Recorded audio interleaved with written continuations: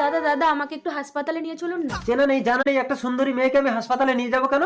বাড়িতে আমার বউ আছে, দুটো বাচ্চা আছে। আমার বউ তো কই কোনোদিন কোনো পুরুষের দিকে চোখ তুলে তাকায় না। আরে মেয়েটা গেল কোথায়? ডাক্তারবাবু দেখুন তো, হঠাৎ মাথা ঘুরে পড়ে গেল কেন? আপনি বাবা হতে চলেছেন।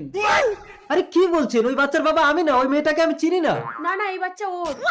এই তুমি আমাকে কেন ফাঁসাচ্ছ বোন? আমার বাড়িতে বউ আছে, দুটো বাচ্চা আছে। চালাকি হচ্ছে। এই ডাক্তার, এক বকটে জানেন তো? Okay sir. দু বাচ্চার বাবা হয়ে তুমি অন্য মেয়েকে নিয়ে লীলা করছো? বিশ্বাস করো বউ, এই মেয়েটাকে আমি চিনি না, ও আমাকে ফাঁসাচ্ছে। ঠিক আছে, মেডিকেল চেকআপ করলে সব ধরা পড়ে যাবে। করো। বউ, হ্যাঁ ডাক্তার স্বামী বলুন। এটাকে ভিতরে নিয়ে গিয়ে মেডিকেল চেকআপ করবো। এই চলে এসো। ম্যাডাম, আমার বউ যদি প্রেগনেন্ট হয় তাহলে বুঝবেন এই বাচ্চা আপনার স্বামী। ডাক্তার স্বামী এটাকে ভালো করে চেক আপ করে দেখলাম, এর বাবা হওয়ার কোনো ক্ষমতাই নেই। ও বউ, আমার তো বাবা হওয়ার ক্ষমতা